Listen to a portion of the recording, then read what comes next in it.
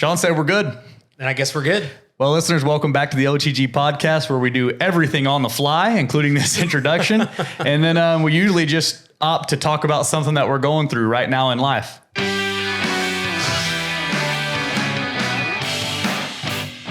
I like how Sean assumed the guys who made this are either from Toronto or Nevada. Where did that come from? Last podcast. I don't remember. He's like, how would you like to be that band like playing in your garage in Toronto or Nevada, and Rode calls you up and's like make us a jam, bro. Yeah, we want a minute of you just jamming the fuck out.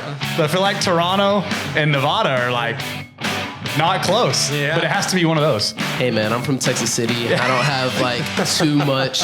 Anything past Baybrook is a Yankee to me. So. Oh yeah, if you live north of I-10, you're a Yankee. That's what I think. How long does this music go on? Does this go forever? Or? I think it's a minute. It's a minute. Change. Wow. Dang. I remember when I was a kid, going to Baybrook was like getting out of town. Yes, bro. It was a day trip. There used to be a Luby's. Yeah. Oh, it started over. Hold on. That was the end. Hold on, minute 17. Wow. 1 minute 17 seconds. It's a little long. I'm gonna have to cut that down a little bit. I'm gonna go with probably Nevada. Out of those two, either Toronto or Nevada, because Toronto's in Canada. Yeah, and Canada's just not America. It's not America. I want to go so bad though. To Toronto? Yeah, or just Canada. Yeah. There's a lot of beautiful scenery in Canada for sure. Isn't there a part of Canada that's kind of like Texas? What's it called?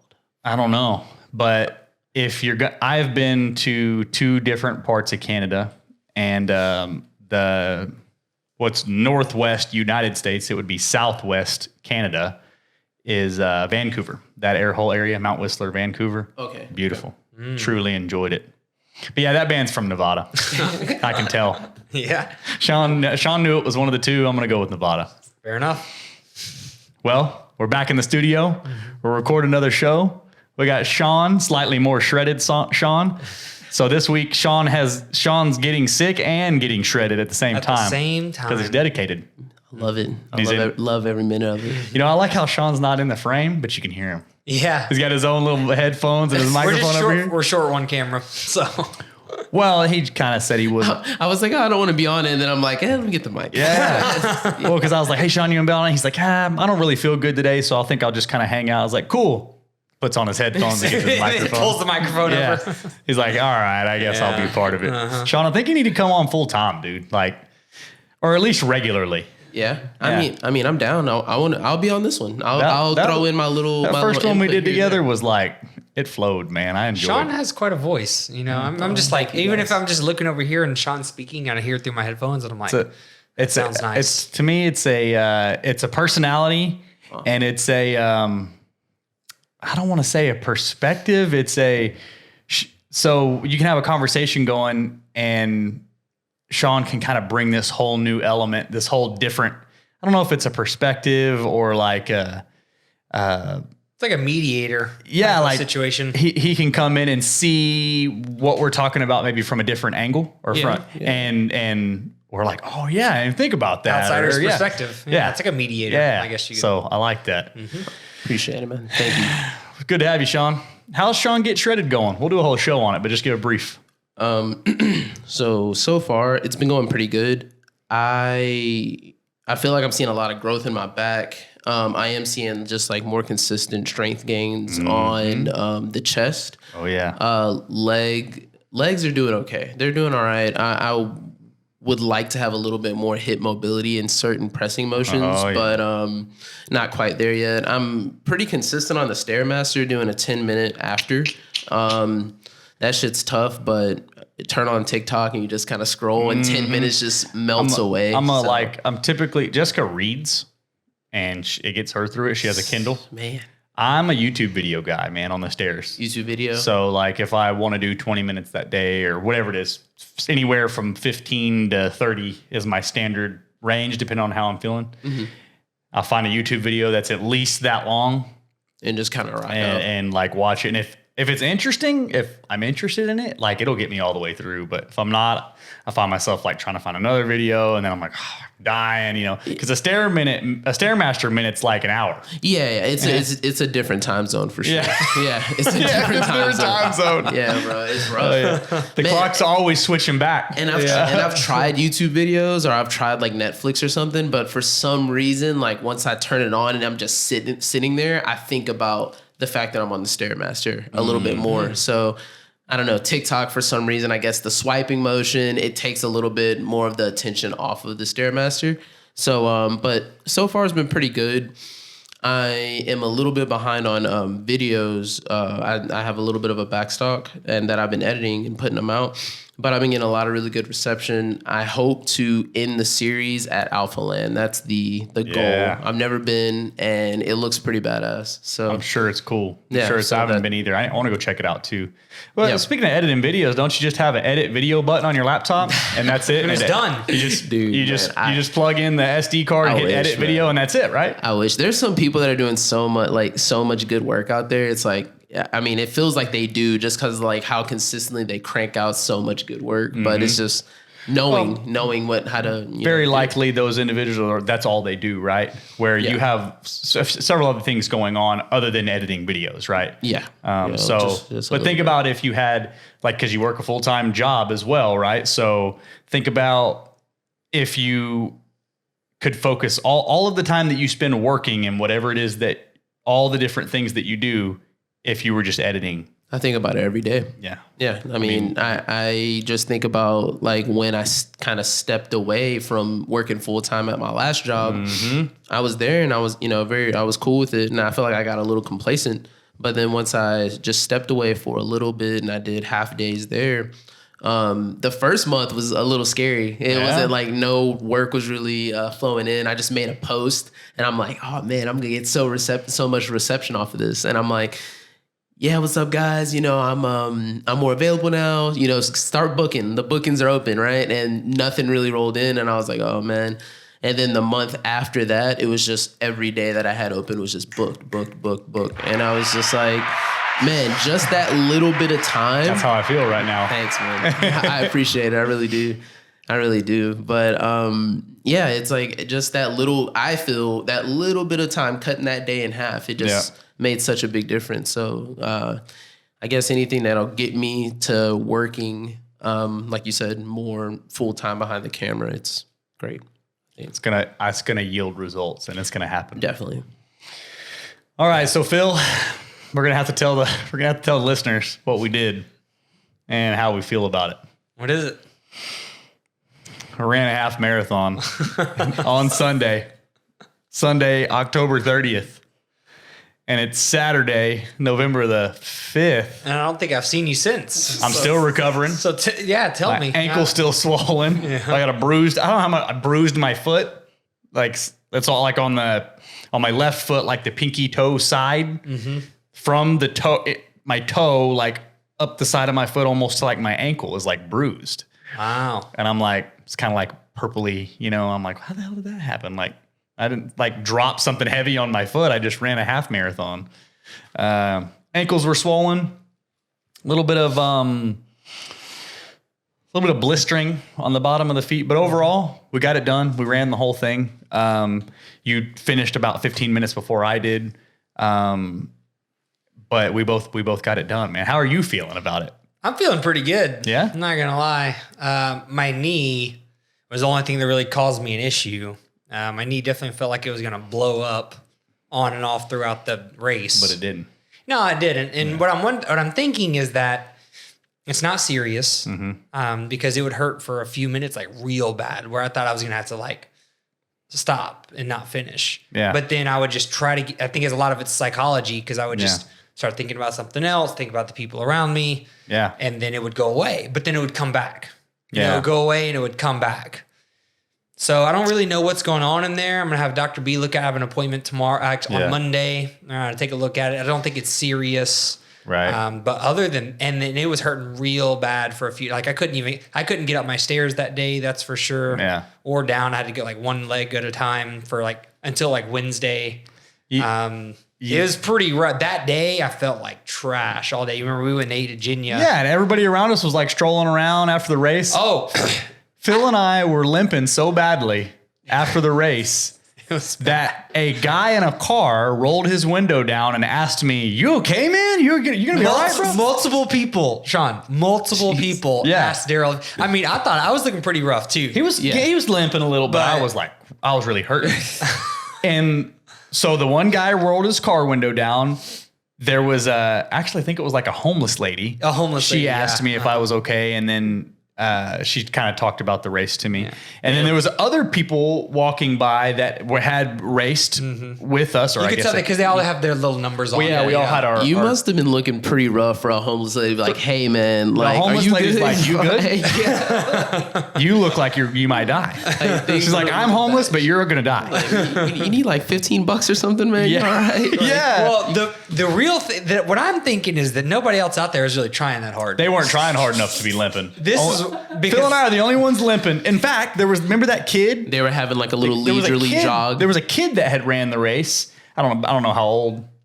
About this old. Yeah. And Phil and I do age and height. Yeah, and height. And he's like running down the ramp. Remember where we parked? The dad and was just cruising. Yeah. And I know I'm in better shape than this guy. Yeah. Or I thought I was. He's probably middle-aged-ish.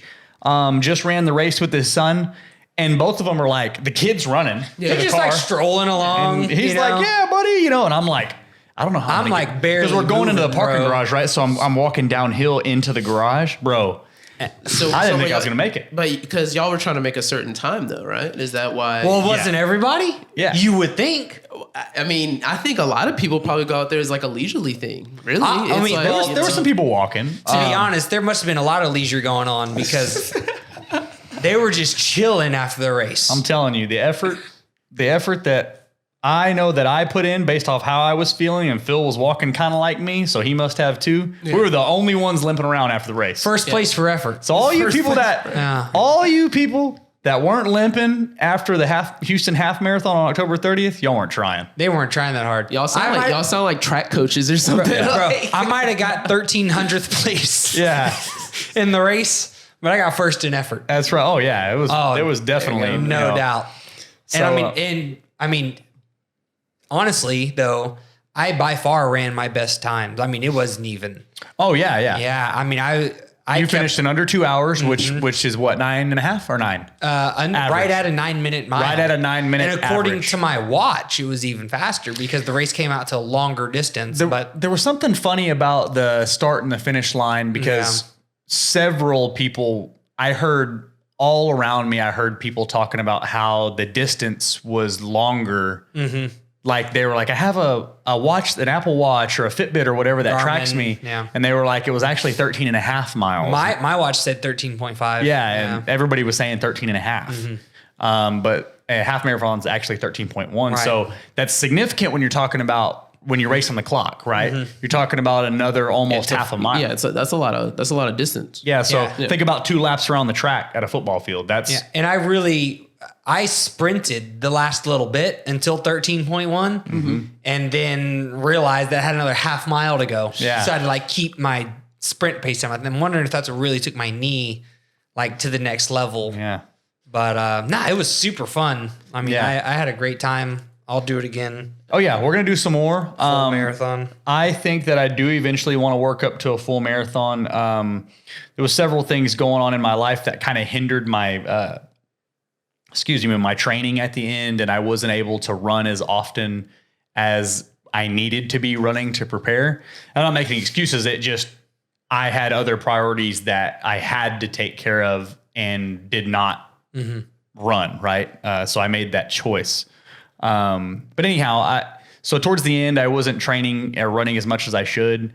And it showed on race day. I showed up basically not as prepared as I should have been. But anyhow, we made it through, and well, you never ran more than 7 miles. 7 miles was your longest training run. Or I think me and you did 8, right? Did we do an 8? We did. I think we did a 7 and an 8. Okay, I think. But I don't know. I never ran more than that, and a half marathon's 13.1. But I'll tell you what, for me, at least in the shape that I was in that day, the threshold of like, hey, I got through this and it was kind of tough, but whatever, which was how I felt after we ran our 7 or 8, I think it was 8 miles. I'm gonna call it 8. Yeah, it's 8. We ran 8 miles that day. Yeah, it sucked. But I remember finishing right in front of the house and you and I hanging out and me being like, yeah, it sucked, but whatever, right? Somewhere between there and 13.1, like things got a little crazy. Well, it goes from like, hey, I feel okay to like, I think I'm actually injured and I may have to like go to the doctor or something to get my foot and ankles looked at. Somewhere in there, somewhere from 8 to 13.1. Things just started shutting down. There's a threshold. Yeah, man. What's the technique in running? Like running that's to me, I don't run that much. I haven't ran that far in my life. Not even 7 miles, I don't think. So like, what's the technique? So I'll say the biggest thing for me, and I don't know, I guess maybe it kind of goes with technique, but I wouldn't say that it is a technique. Maybe it's all up here. Oh, it's 100% psychology. It's all in your head. There have been times where Phil and I ran a 6, 7, 8 mile run. Mm-hmm. And at like mile 1.5, Phil's like, all right, 1.5 miles in. And I'm like, no way. I can't go 10 more steps. Yeah. And I end up finishing the entire run. Yeah. Really? Because the first mile or two is the hardest. I tell myself, I get to that where I'm like, okay, I need to stop. And I tell myself, no, I'm going to take 5. I'm going to take 5 more breaths, or I'm going to count 100 more steps. Right. And I'm counting my steps as I'm running. So the technique, in my opinion, is to do something that takes you while you're running to distract you from your brain's telling you, hey, you need to stop. Hey, your foot kind of hurts. Hey, your heart's beating fast. You're breathing hard. You're sweating a lot. Yeah. Your brain's telling you all these things, and you have to show it who the boss is. Like, dangle the carrot to yourself. Yeah. So like for me, something that helps out a lot is to pick a spot, or like during the race, you pick a person. I'm going to catch up to that person. And then you pick the next person, and you pick the next person, the next objective. For kind of me, like set a mini checkpoint. And also I do with breathing cycles. Mm-hmm. So I learned during my training, because I was pretty good about the training program up until Phil did. I did like all the way up to 12-mile run pre-race and everything. Well, you did everything you were supposed to do. You just were a week off. I was a week on off. Accident. I was accidentally a week ahead of time. Yeah.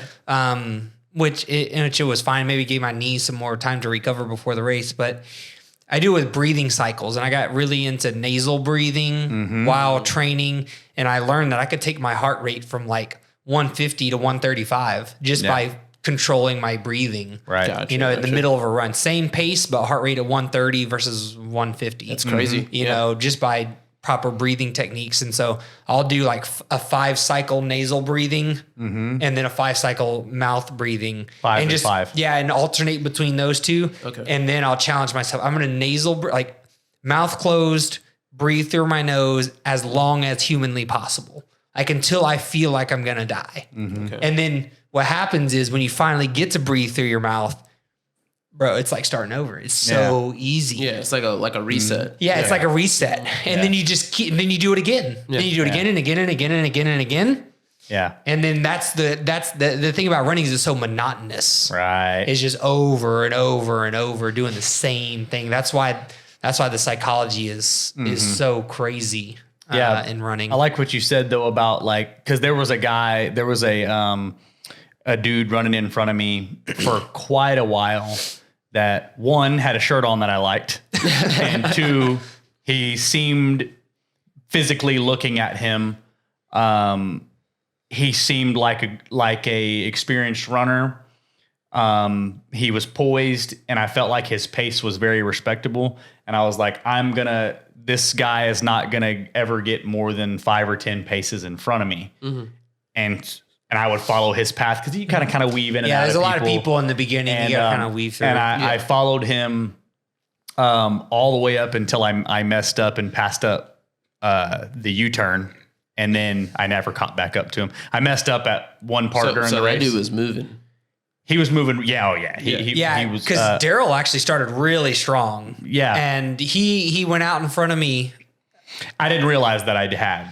But what happened was, dude, the first mile, like, because it's exciting, they got the music going in the beginning and everything. We're all in this together. You're all people cheering. Yeah. You're all pumped up. There's police officers guiding you, like blocking the street, and they're like, giving you water. Yeah. The first mile was over before I knew it. Yeah. And I ran like an 8-minute pace, which is too fast. Yeah. And I was like, ooh, I'm running too fast. And Daryl was already in front of me. And I was like, man. So I just kind of I just decided to stick. My game plan that we kind of discussed was stick to the 9-minute pace in the beginning. Yeah. And just see how it goes. And then when problem he got out in was front of me, I didn't have a watch, so I didn't know what my pace was. Uh-oh. And for a while, Phil and I were just, because it was kind of crowded, so we were just kind of running stacked. Yeah. So I knew that he was right behind me. Mm-hmm. And I eventually got into like my own little world and was just running, and I like snapped to it like several miles in and went, oh fuck, where's Phil? And he had backed off because he wanted to slow his pace so that he could meet his 9-minute. what he wanted to do. Yeah. And it bit me, right? Because I ran too fast, and then my foot started to hurt, and then I had to stop and take my shoe off, and then there was a couple other things, but he was like, I'm going to run at this pace the entire time. And it worked out for him. He ended up beating me by 15 minutes, which is a lot. Yeah. And I caught up to you around mile like 8 or so. Not too far after the U-turn. Yeah, it was about caught 8 or 9. 8 or 9 miles in, you caught up to me, and we ran together for a little bit, and then I had to make a bathroom break, bathroom stop. My diet choices that morning, I think. The whey protein, man. I was gonna say, would you have that? I drank a protein shake, and I had some rice, some plain white rice. I went with, I don't drink whey protein. The rice probably wouldn't be a bad idea. No, rice is good. I went with the rice carbs. Cakes. I went with rice cakes and almond butter. The whey and honey. protein. I should not have done the whey protein. Yeah, I think it's the protein. Had emergency stop at the bathroom, and then handled my business, and then finished. And I finished all the way through. I ran all the way through and everything. But yeah, don't drink whey protein. No whey protein. Do we have what was that? That was me. No. Oh, is it tracking our pace?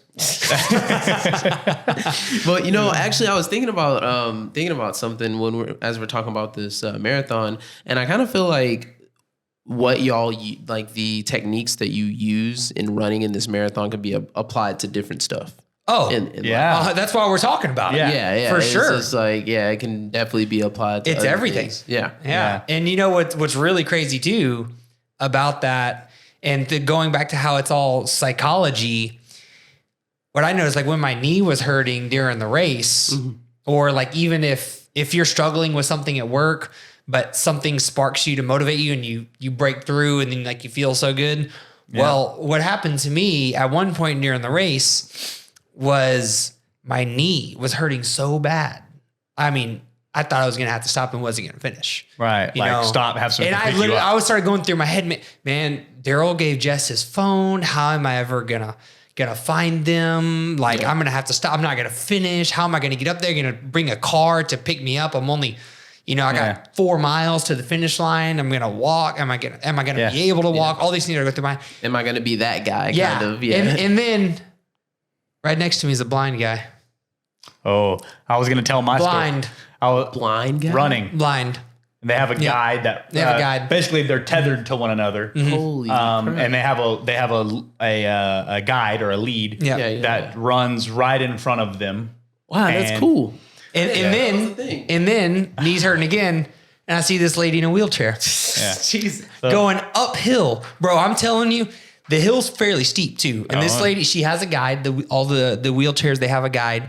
But I guess according to the rules is the guide can't help them, even uphill. That's the So rules. she's in a wheelchair, pumping her arms. Because it's uphill, as fast as she can move, because like you're going, like you roll the wheel forward, as fast as she can move her hands back. It's already there. It's already going backwards. What a beast. Bro. She made it up that hill. Made it up that hill. Speaking of beast, I'm running along.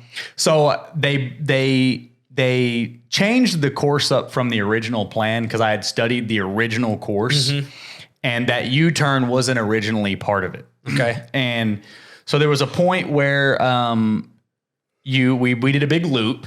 And we came down Allen Parkway. We went up Shepherd over to can't even remember what that was. Loop back around, and then instead of looping around the original beginning of the course, they turned us around right there on Allen Parkway. We went back around, and then we came and finished back through where we started. So I don't want to say I was as confused as I was just in a zone. Zoned out. I was just running. I was letting my mind just do its thing. I was focused on breathing and not stepping on a pothole or something, right? That was it. And so I blew right by the U-turn. And luckily, gotta love those Houston roads, right? Yeah. And luckily there was a guy, a bystander that like was doing this, and he kind of like almost, I don't want to say got in front of me, and I like snapped out of it. And he's like, "Hey man, are you running the half?" And I'm like, "Yeah." And he's like, "You missed your turn. You got a U-turn back there." And I turned and was like, "Oh shit." So I turned back around and came and got back on course. So anyway, I'm like, kind of like, what an idiot, you know, like just feeling discouraged. I caused myself probably a few minutes of delay and, you know, ran longer than I should have. And so I'm like, whatever. And then I start thinking about everything that's wrong. And I'm like, oh man, my ankle kind of hurt. My right ankle's sore. Ooh, I'm getting a blister on my left foot. Man, I might need to stop. This left blister is really starting to bother me. And it only happened when I got out of my zone. Like when I started thinking about it instead of being distracted by the run. And so I'm like, yeah, I think I need to stop. And I'm talking myself into it. Dude with no legs goes flying past me with two prosthetics on. He had the full fake like carbon fiber with the sprint, not the springs, but with the blades? With the blades on the bottom. Bro, goes ripping past sick. me. And I'm like, sick. What a fucking pussy. I'm being a crybaby right now. This dude's getting after it, bro. He's moving like he was moving faster pace than me. Low key, I think the blades are better than regular legs, honestly. I feel like they're super nice. Yeah, and I feel like they're light. They kind of have the bounce. The bounce, like they put carbon fiber in shoes because it rebounds well. So and it's probably easier on the hip joint, right? Because you don't have the recoil is absorbed at the bottom. I think it's probably a good design. I don't know, but yeah, he goes ripping past me, and I'm like, I'm over here crying about my blister on my foot. This guy doesn't have legs. This guy doesn't even have legs, and he's That's how I felt when I saw the lady with the wheelchair. I was like, I'm over here like complaining about my knee. Yeah. This lady's going uphill in a wheelchair. I'm over here bitching about a blister, and this guy lost his legs. He wishes he could get a blister on his foot. Yeah, he's like, cool foot, bro. You know? And so anyway, that guy who I don't know who he was, but he motivated me big time. But I know that he got it done. We were like 9 miles in ish, and he was cooking. He was cooking. He wouldn't stop. That guy was in the zone. Yeah. I'm sure I didn't see him at the finish line, but I'm sure that he beat me. But anyway, yeah, man. So I saw a lot of that out there. I saw some blind folks. I saw some individuals in wheelchairs. I saw the guy with no legs. You know, there and you know what? The most of the runners are like, there were several times somebody went, and I had a good pace going, that somebody went past me and they like patted me on the shoulder. You got it, brother. You got it, you know? And there was this, I remember this guy, he was actually like kind of, probably in his 40s. He was kind of jacked. He was a black guy. And you could tell that he was a regular runner. Like he kind of had he had the shoes and the socks, and he kind of had the physique, you know, like, okay. He had the whole build. Yeah, he's in shape, you know? And so I think our paces were kind of, we both kept passing each other every couple of minutes. He would go past me. So it kind of became a thing. Like he would pat me on his way by. You got it, man. Yeah. I would go past him a little while later, and I'd nudge him, and he'd be like, oh yeah, you know, and then I mean, a lot of encouragement, camaraderie, man. Y'all were like Captain America and the Black Falcon. Yeah, oh yeah. On that one part of this guy on your left. Yeah, on your left. There you go. Yeah, but no, he was cool, man. I don't know who he was, but shout out that guy. But yeah, and the bystanders, there's a lot of people out there. There's people sitting on the side of the road, got their dogs out there, handing out water, cheering. You got this. They got poster boards, signs. Yeah, man. That's awesome. So it's definitely a little a tight-lit little running community of people that got each other's back. Yeah, I thought it was great, you know, because there's a lot of negativity like in the fitness industry, you know, as a whole and stuff like that. But nah, man, these running people, they got to figure it out. Oh yeah. They got to figure it out. So I'm going to run another one. I don't feel like I am ready to train for a full marathon unless we did hire somebody like what you're discussing. I figure we'll talk about that here in a second. But I, at the very least, want to run at least another half next year and maybe a full, depending on how the timing works out. If I find myself in a position where I can actually train for it and actually commit to it and not prioritize other things in my life, then I will probably sign up for a full. But at the very least, I'd like to run another half and really like set a pace of like 8.5 or something or 8 and try and like finish strong, not passing up the U-turn, not bathroom breaks, not blister. I mean, the first time is the learning experience. Yeah. That's what Shawn was just saying. How I learned a lot. Relatable to so many things. I learned a lot. Everything from, hey, you got to make sure you get there early. You got to make sure that you're in the right corral. The bathroom situation is pretty important because there's 1,000 people there. I'm thinking, how do you even find the time to use the restroom in this situation? They just got kind of like porta cans scattered throughout the course, and you just hope that you get to one in time where but I'm talking like a hydration perspective, because you got to be hydrated, but at the same time, if you got to stop to pee all the time, if you got to stop, you're messing up your time. You're not feeling good. Because you're talking even at a 9-minute pace, a half marathon, that's 2 hours. 2 hours. So are you stopping to pee every 20, 30 minutes? Yeah, because you're really hydrated, or like, what's the deal?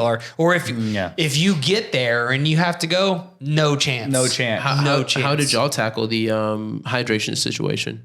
So I honestly just kind of filled up a shaker with water and some. Actually, I put Carbolin in there. It's like a powder carb supplement. A lot of people drink an intra workout, and I just kind of sipped on that the whole way to the marathon, and I had almost none left when we got there. Okay.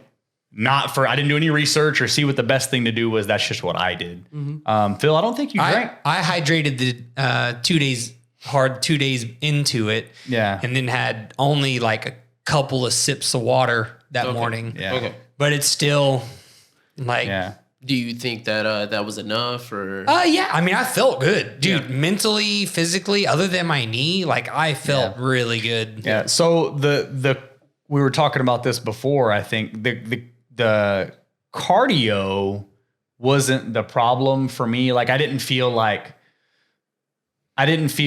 I was gassed, like I wasn't getting enough oxygen. I had to stop and breathe. I didn't feel like that. It was, man, oh, my stomach doesn't feel great. Right. Oh, my blister on my foot hurts. My ankle hurts. But like my breathing and my cardio, I felt okay. Yeah, same. I mean, for sure, I'm going to do a full marathon. Yeah. But I kind of want to do another half as well because, I mean, I sprinted the last 3/4 of a mile. Yeah. Well, like sprint as fast as I could. But right. So that being said, I definitely left a lot on the table. Yeah. During the race. You know, but my knee was definitely the biggest issue. I think that also, speaking of techniques and things, you need to make sure you need to get something for chafing. They have this stuff called, I think I used one called Body Glide. Okay. It comes in like a deodorant stick style. You put it on your armpits, maybe you're growing. Yeah, high traffic areas. Yeah, where inner thighs, right? So that's a biggie. I think probably the most important that a lot of new people don't consider, you got to get some good shoes. Ooh. You got to run in good shoes. If you don't have good shoes. What shoes were you running in? So I ran in Hoka. They're called 1-1s or Hoka. I think it's Hoka 1-1 or Hoka 11. I've seen Hokas. I've heard that those are really, really good running shoes. These specific ones, my father-in-law bought for me for my birthday while Phil and I were training for the race. And I think they're specifically designed for running on concrete. Like they have some kind of recoil in them that helps with the impact of, because running on concrete is really not good for your joints. Yeah. But I will say, I don't know if those are the right shoes after this experience. So when we ran the 7 miles or the 8 miles, I was great, no problems. And then when you bump it up to 13, I had a blister. I had my ankles are really, really sore after. So I'm thinking maybe I could up the shoe game a little bit. I think it's hard. It's more going back to it being the first time. Yeah. First time you do anything is, I know these things can happen. And to be realistic, I did not follow the training protocol as I should have at the end. Right. Because I was on a turnaround and Jess's dad was sick and so forth. And I had just I didn't run as much as I should have. I think that maybe if you had the best shoes in the world, I think these things could happen. Right. You know, because it's your first time. Socks. Yeah, I have the right socks. The right socks and the right shoes. No, the brand is right, like with a W. Yeah, but to get the right ones. Get good ones. Yeah. Good socks, good shoes. Just a heads up. Something for chafe. Take your credit card. Yeah. You go to buy these socks. They're not cheap. Something for chafe and make sure you train for it. Don't go into it blind or thinking, you can just roll out of bed and run a half marathon. I think I've made that statement before. I think I told JR, I was like, I think I can roll out of bed and run a half marathon. And JR, I don't remember how he responded, but I remember saying that, I think, and I believed it. 9 miles in, I looked around and went, I have no business here. Yeah, that sounds rough, man. So, It was rough. But I mean, is this applause button? I just want to give y'all an applause for just knocking that out. That's a lot of work, a lot of running. I mean, with the trials and tribulations, you still got through it, and I mean, that's fantastic. So I do want to continue running with Phil. Phil and I have been on a three runs per week regimen leading up into the race. Aside from the last few weeks where I wasn't training and he still did. I do think we should continue at least 2 a week. And then next year, I won't be able to do the full in Galveston because of a big job that I have. But maybe we could at least do the Houston half again next year. And then if we have the room to train properly I'm talking about the time, to train properly, we could go for a full marathon next year. I'm thinking about doing the Galveston. Yeah, well, I won't be able to do that one with you. But I don't know. I'm going to hire a coach, see what they say as far as timing is concerned, make sure my knee is good. Because, I mean, we're 6 days post-race, and, my knee is definitely not 100%. My ankle's still sore, and my left knee, it doesn't, I want to say it hurts. It feels like it's not gliding. Like maybe it's grind. Like when I move it, it's kind of like needs a little bit of WD-40 or something. Yeah, like a little flash rust on there or something. So more to come on the running. But guys, I want to kind of wrap this one up. We're coming up on 40 minutes, but this is something that I have been thinking about since that day that we ran the race, and it's something that's been stewing in my mind, and I think it's important. I don't want to say life advice, but it can be helpful to help you move forward or accomplish big goals that you have. I think that in your life, so you've heard the Teddy Roosevelt speech about being the man in the arena, right? So basically, the speech is. Have you heard that? Break it down for us. I'm sure if I heard it. So he talks about it's called the man in the arena, and the point is there's a lot of armchair quarterbacks, and there's a lot of people giving you business advice that have never ran a business. There's a lot of people giving you photography advice that have never done photography. There's a lot of people giving me investing advice that have never invested. You got a lot of people that want to put their 2 cents in and talk about what you should have done, what you could have done, how they could have done it better, but they're not in the arena. They're not they're not fighting the battles. They're not in the trenches doing it. They're not with you shooting in the gym. They're not with you shooting in the gym. That's what Rick Ross said. Yeah. So hold on. Rick Ross was probably a Teddy Roosevelt fan, possibly. Dude, let me read you the man in the arena. So this is Teddy Roosevelt, obviously from many moons ago because he's long since passed.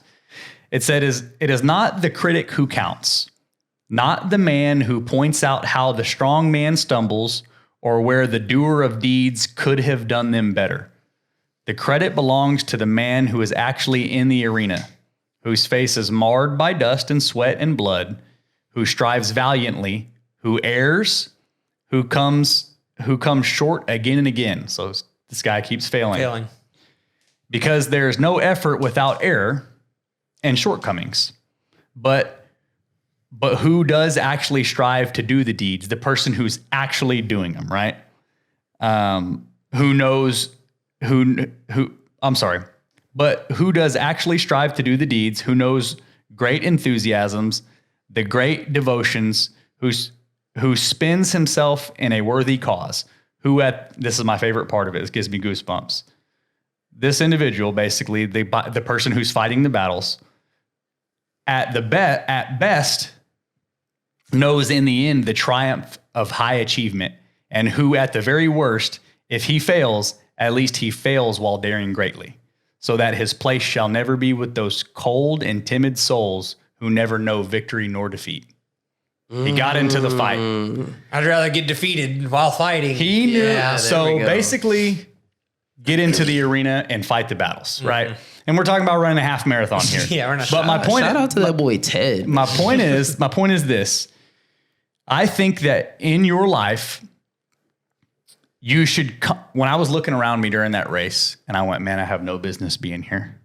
These people like train for this. These people are in shape. I'm just some 220-pound fat kid from Texas City. You should if you want to achieve great things, get into the arena. You should find yourself in situations that you feel like you have no business being in constantly in your life. Phil, do you ever look around and feel overwhelmed by operating your business? All the time. And look, I have another quote for you, not to get on the quote game, but I'm reading a book right now by his name is Steve Schwarzman. He's the founder of Blackstone, big investment firm. And hold on, I'm looking through my things right here. It's in here somewhere. Maybe it's this one. Here it is. It's an autobiography type of book about this super successful guy. He said a quote that I highlighted in the book. It says, "To be successful, you have to put yourself in situations and places you have no right being in." I'd never heard that quote before, but yeah. Right out of the book. Yeah, that's great. The book is called What It Takes. Have you posted that before? Yeah, I think I posted that probably on my Instagram the other day. Yeah, because like when I see a good quote in a book that I'm reading, I highlight it and you usually post it. Yeah, I was wondering where maybe I read that and I remember looking around during that race and going, I have no business being here. And that thought then motivated me and went, no, I'm Daryl. I'm Daryl MF and Laird. I'm going to finish this damn race. And that's DR Laird. I'm DR Laird. DR Laird. And so I thought that to myself, but I think if you constantly, Shawn, do you ever feel overwhelmed trying to grow your photography business and you feel like, man, who am I to think that I can run all the time? Yeah, right. All the time. Who am I, right? Yeah, it's scary. It's like you're looking at it and and I'll go to like photo meetups and I'll see these people that I followed on Instagram for years and I'm just like, dude, their work is amazing. You feel like you have no business being there. And I feel, but then I remember, I'm here for a reason. Somebody thought that I was that guy. Someone thought that I was wisdom. Someone thought that I was your wisdom. And it's just like, I mean, I'm here for a reason. Yeah. I'm here for a reason. So you should constantly find yourself in the arena in life, in situations that you feel like you have no business being in because at least in the end, you know that you tried, right? I can't go down. If I went to my grave my worst fear is laying there on my deathbed going, man, I never tried. I never knew what I was actually capable of because I didn't try. But I yelled from the sideline about what the guy in the arena should have been doing, right? Oh, that's what he should do. This is what you should do in life. Get into the arena and get yourself into situations you feel like you have no business being in and just work. Good things will happen, man. And it's hard. Yeah. It's real hard. And guess what? I have no business trying to run a marathon. I'm doing it anyways. And I'm running a damn marathon. I do have one quote. I'm about to misquote it because I can't find it as quick as you guys did. But I think it was in like a Robert Kiyosaki book or one of the greats. One of these financial help books. But it was something along the lines of, you can quit whenever you want. Why quit now? Type thing. And it's just like, yeah, I don't want to be... You didn't come this far to come this far. Right. Yeah, exactly. So that's one of my favorites. Like, yeah, I don't want to be shooting and taking these pictures and doing all this just to figure out at one point, like, I just give up out of nowhere. And then it's you didn't you didn't get that far just to only go that far. Yeah. Right. Yeah, it's a good one. Get in the arena, y'all. That's the name of the show. Get in the arena. Happens every time. Constantly get into the arena, okay? That's what I'm going to leave you with. I got no business running a marathon, and guess what? I'm going to go run a marathon. And right in the middle of it, I'm going to go, holy shit. When that guy, what was that guy? Jason Johnson. I remember his name. The guy who won the half marathon. Bro, this guy, he had what was his pace? 5 minute, 8 second I think pace. it was 5:08, yeah. 5:08 mile? Yeah, for 13 miles 5 minutes, 8 seconds per mile for 13 miles in a row. This guy was flying. Cooking. Not to mention he was handsome, had long hair. Yeah, in great long shape. flowing hair. Yeah, he was fucking... He didn't even have a headband on. He was letting it flow. Hauling ass. Anyway, Jeez. he probably didn't look around and think he had no business being there, but I did. I'm going to go race that guy again, even though I got no business doing it, right? So anyway, that's the point. Get in the arena, y'all. Yep. We're out on this one. Anything else, fellas? Nah, man, that's it. Make sure that's you it. like the video, subscribe, all that good stuff. Yeah, like, subscribe, YouTube, tell your friends, send me $100, all that stuff, right? Sounds great. All the stuff you need to do. Yeah, all the stuff you need to do. But seriously, take care of your body, take care of your business, take care of your family. Take care of your mind. Yeah, take care of your mind and get in the arena. That's it. Intro and outro? Yeah. Ah, Nevada, dude. I can just see that's myself right. in Nevada. yeah. Right, Sean? Just jamming out in Nevada, man. Like I said, But not in Canada. No, not in Toronto. Not in Toronto. Yeah. I'm down, man. I'm down. I would go to Toronto. Yeah. That'd be great. I've been to Nevada. Why do you need a passport just to go like across the street, kind of though? Like It's an international border. I mean, is it? Maybe we can find a marathon up there. I don't know what I'm talking about.